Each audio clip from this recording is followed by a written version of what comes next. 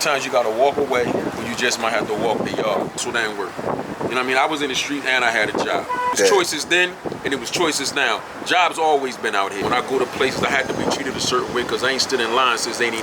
The panel with Lenny S, my man Emery Jones, and Khaled, grace of Allah, because, you know, shout out to my man Meek Mill. I tell people this all the time. Meek is the first person, you know, to repost. Tell me what you know about the hood life. Hey, we doing the morning. My boy Diamond Boys.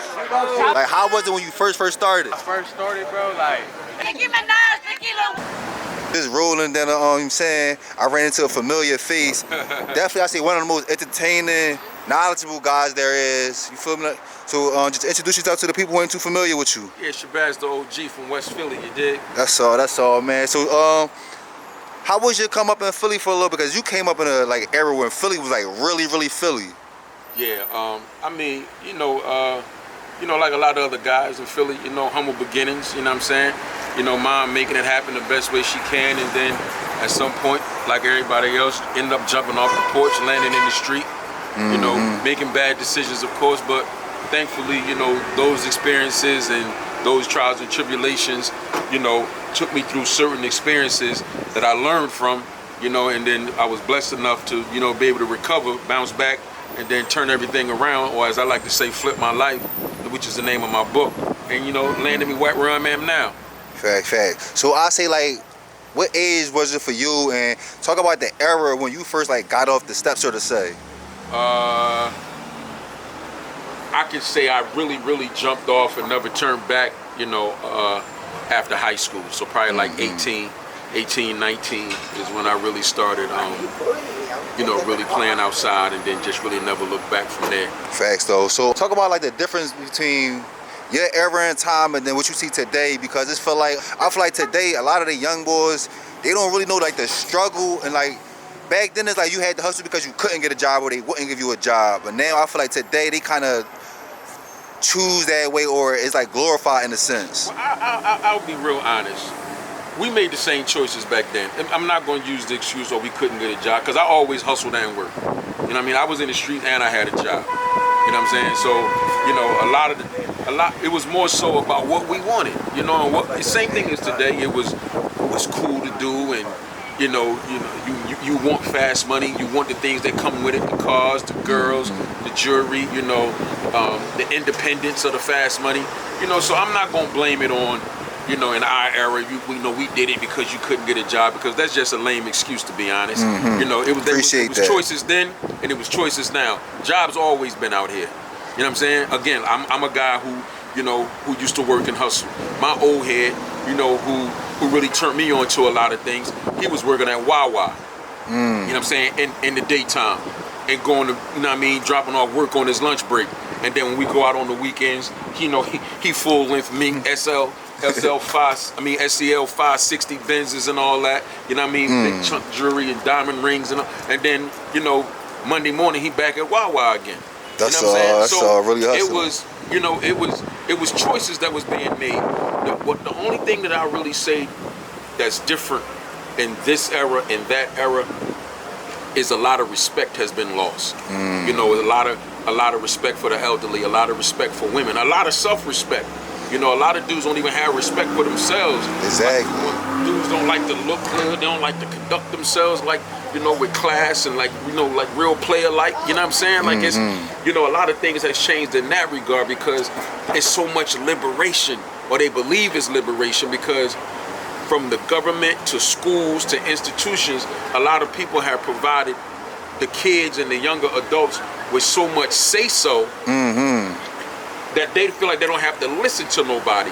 So they really got in themselves falling into the trap of the design destruction of us.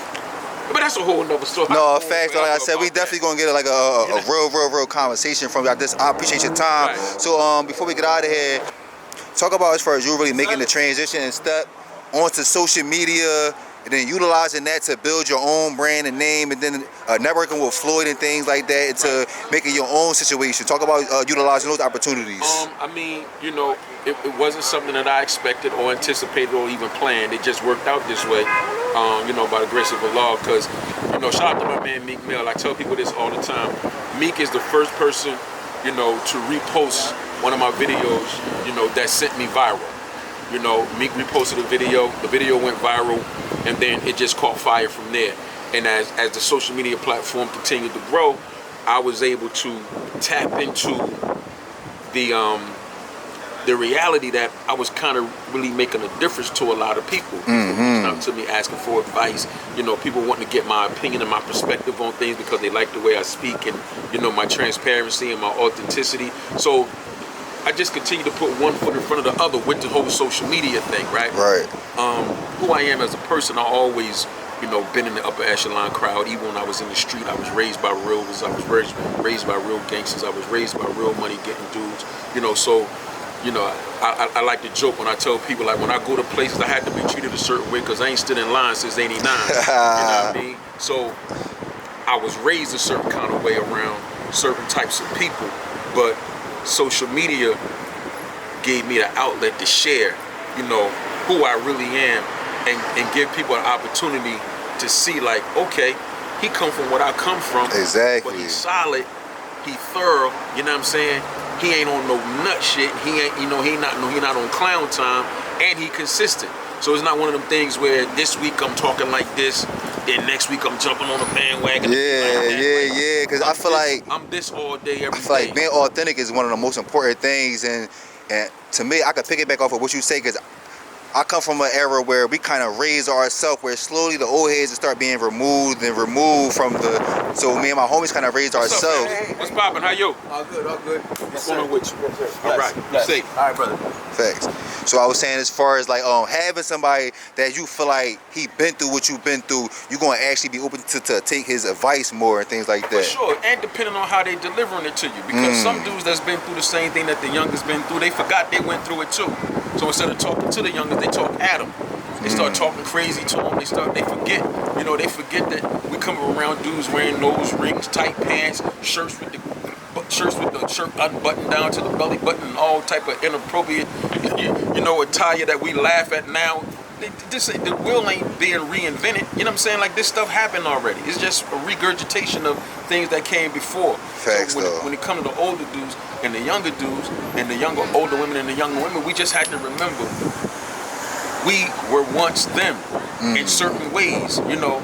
True. And like I just left the panel with Lenny S, my man Emery Jones, and Khaled, and I was having this conversation with a brother from Philly, Rel the Barber, and this is what we was talking about: how the old heads interact with the young dudes, because nowadays the gap is because of the lack of respect that the older generation got for the younger generation, you know, and disrespect going to get disrespect. Facts though. So before we get out of here, I just want you, if you can give one last piece of advice to the youth. Be right there, bro. Always think before you react. 3 to 30 seconds can change your life from 3 to 30 years.